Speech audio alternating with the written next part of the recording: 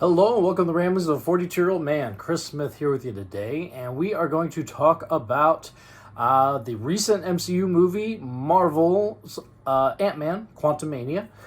This is not the most recent. Obviously, Guardians of the Galaxy 3 came out just a few weeks ago, but I went and saw that one out in theaters. Ant-Man I did not catch in theaters. I was too busy doing my horror movies, and I was kind of saving Ant-Man to go with the kids, but we just never quite got around to it. So it came out on Disney Plus last week. And so we went ahead and we caught it as a family the other night. And it's funny. This is kind of a house divided on this one. Marlene and Katie were both a little, not necessarily bored, but it was hard for them to follow some of the stuff that was going on in there. David and I, on the other hand, were right along with it. I think we're just a little more maybe MCU tolerant at this point. We've kept up with a lot of the backstories and the comics. We both have read a lot of the comics, and so we know a little bit more about what's going on with like a Kang the Conqueror and stuff like that. So, definitely more for the boys. This one was in our house anyway. That being said, I enjoyed it quite a bit. It's not my favorite of the Ant-Man movies. I actually like the Ant-Man movies because they're almost a palate cleanser, I guess you would say, from some of the serious other Marvel movies. In fact, the first Ant-Man came out right after the initial Avengers movie. And so it's kind of like, a big, giant team up, everything's coming together, it's this huge deal. And then we had this kind of small comedy superhero movie, which was really fun. I enjoyed it a lot. Same with Ant-Man and the Wasp. I like that one even more. It was more of the team I liked between Paul Rudd, Scott Lang, and Evangeline Lilly's Hope Van Dyne. I like them working together, along with Michael Douglas's character seemed to have a lot more to do in that one. And that one came right off of the heels of Age of Ultron, the Avengers movie, which was, a little darker and a lot, obviously, a bit bigger blockbuster, and then we kind of came back to the smaller one. I enjoyed that a lot. I like how it kind of after the big Avengers movie, it would kind of come back down a little bit with these Ant-Man movies, which were also quite funny, and obviously Paul Rudd is hilarious in most things that he does, and it's amazing. He looks younger than I do, and he's his upper 50s, I think, now, but mid 50s, something like that. Anyway, the dude doesn't age. I remember seeing him in Halloween 6 back in the 90s. I think that was his introduction movie, but yeah, it's fun watching him now. He's always fun. And this one, I would say, so again, the first two Ant-Man ones were, I enjoyed quite a lot because they were kind of a different, kind of bringing everything back down a little bit, calmer, quieter, and funnier than a lot of the other Marvel stuff.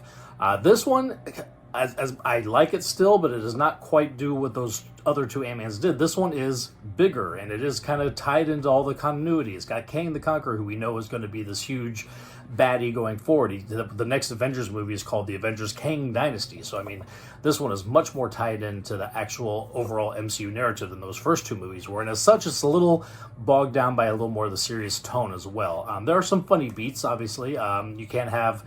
Man, it's like my fourth, obviously. I've only been talking for 3 minutes. Sorry. Paul Rudd is going to be hilarious no matter what he does, and a lot of his interactions with some of they're not aliens, the creatures and the people that are living in the quantum realm are pretty funny. There's the one who, the pink jelly guy who doesn't have any holes, and he's like obsessed with holes, and he gets shot, and he's like, I have holes. That was great. That was hilarious. I love that part. But overall, it's definitely, the tone is a lot more serious, a lot more, I don't want to say grown up, but, a little more darker than those first two Ant-Mans were, which is not a bad thing. It's still a great movie. The tone of those first two I really enjoyed, and we don't quite get to that here. What I do love about this one, though, is a lot of Michelle Pfeiffer. Awesome. Michelle Pfeiffer was my first ever celebrity crush back in the mid-'80s when I watched Lady Hawk or Grease 2 or pretty much anything with Michelle Pfeiffer in it back then. It was like, oh my goodness, that girl is gorgeous. This little 5-year-old boy was all about it. And she's still amazing. She's aging gracefully. I don't think I don't know if she's had any work done, I can't say, but she looks natural and she looks wonderful. She still looks beautiful. And she really takes this movie kind of over. Every scene she's in, she's just kind of, your eyes gravitate to her. She's just that magnificent of a presence in it. She's going right up against Jonathan Majors as Kang through most of her scenes, and it's just knocking it out. I mean, just really good. I also feel like we get a little more Michael Douglas here than we may have in the first two ones, which I love as well. You get these powerhouse, celebrities from, when I grew up watching both of these people, and it's funny watching them in these MCU movies really standing out and putting on a showcase of their acting skills. And then, as I said, Paul Rudd is always great, always a lot of fun. And then they recast his daughter for this one, which I do like the girl that they brought in, Catherine. I can't think of her last name right now, and I might go look it up. But she was in a movie, slasher comedy, a couple years ago called Freaky, where it was kind of like Freaky Friday meets Friday the 13th kind of deal. And her and Vince Vaughn end up swapping bodies at some point. Vince Vaughn's a serial killer. It was really, there was a lot of fun, and she was great in that. She's great in this too.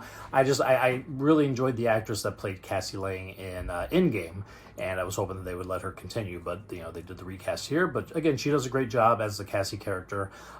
She does bring a lot of heart to the movie because Scott Lang, Paul Rudd's character, is most of the time trying to save her as throughout almost all of the scenes in the movie. His whole purpose is trying to save Cassie, so brings a lot of heart into this movie. But and we gotta talk about Kang. We gotta talk about Jonathan Majors, who is awesome in the end of Loki, the first season of Loki. That last episode, he was amazing in. He's amazing in this as well. I know there are some personal issues going on with Jonathan Majors, and he's got some legal troubles, and he may not necessarily be the best guy, unfortunately, but we'll see how that all shakes out. I don't know if Marvel will be able to do a recast of this character because it's seems to be such a cornerstone of their plans going forward. The character has literally an Avengers movie named after him, so I don't know how they're going to get around that, but he's an amazing actor. There's no doubt. Whatever personal issues he has, acting skills, putting that aside, he's a great actor as playing Kang. And like I said, a lot of times he's going toe-to-toe with Michelle Pfeiffer's character, or toe-to-toe with Paul Rudd, and just knocking every scene he's in out of the park. And he's terrifying a lot of times. There's the way that he speaks as if all of this is he's already knows how this is going to go. He's seen all of this. It's inevitable. I mean, it's almost got kind of that Thanos vibe a little bit. But then there's parts where he finally kind of loses it a little bit, and you see some of that emotion come out and stuff. And so, yeah, it was a great performance. Whatever it is that he's got going on in his life, I hope that he's able to get through it, and I hope that he's able to come out a better person. And we'll see how that works with the MCU going forward. But yeah, overall, like I said, I like the movie. It's probably upper middle of the MCU movies for me. It's not up there in the top. It's definitely not bottom. I know a lot of people have been hating on this movie for some reason, and I guess we gotta talk about MODOK. The MODOK of it might be one of the things. The CGI on the MODOK creature is a little off. I honestly think that that's a choice. I think they're trying to make that character goofy and trying to make that character look horrible. I mean, MODOK, let's be honest, MODOK in the comics is a freaky looking character. I mean, you're not really going to make that character look good. So it didn't really bother me. The backstory with the fact that he's the villain from the very first Ant-Man, and he's kind of got sent to the quantum realm, and then he got turned into this MODOK creature.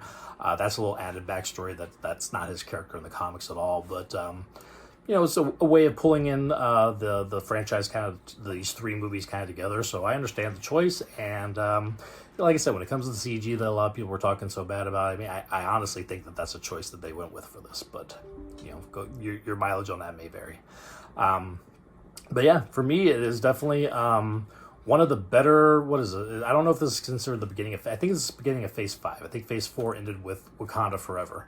But this I would put probably in the upper level of the Phase 4 ones that we get. I enjoyed Shang-Chi a lot. Obviously, Spider-Man No Way Home was a great movie.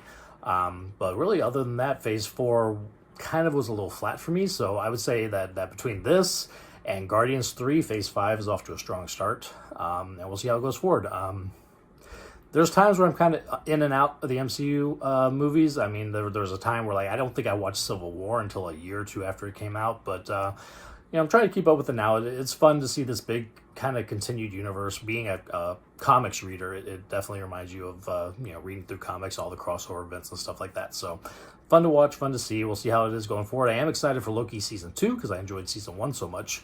We'll see how that goes next. I think the next one actually is Secret Invasion, the Nick Fury show that's going to be on Disney Plus in June, I believe. So we'll see how that looks like, and yeah, we'll see how the MCU does going forward. But I would say recommend on Ant-Man. I liked it a lot. My son David, he liked it a lot. Girls were a little behind on some of the information, and it could get confusing if you're not necessarily up to date with a lot of your MCU stuff, for sure. I think at this point, all these movies, if you haven't really been tracking the MCU, they're not necessarily you can just jump in and watch at any time. Unfortunately, I think we're past that point at where we are now, but that's how that goes. But anyway, thank you for listening to me ramble. We will talk again soon, and see you later. Thank you.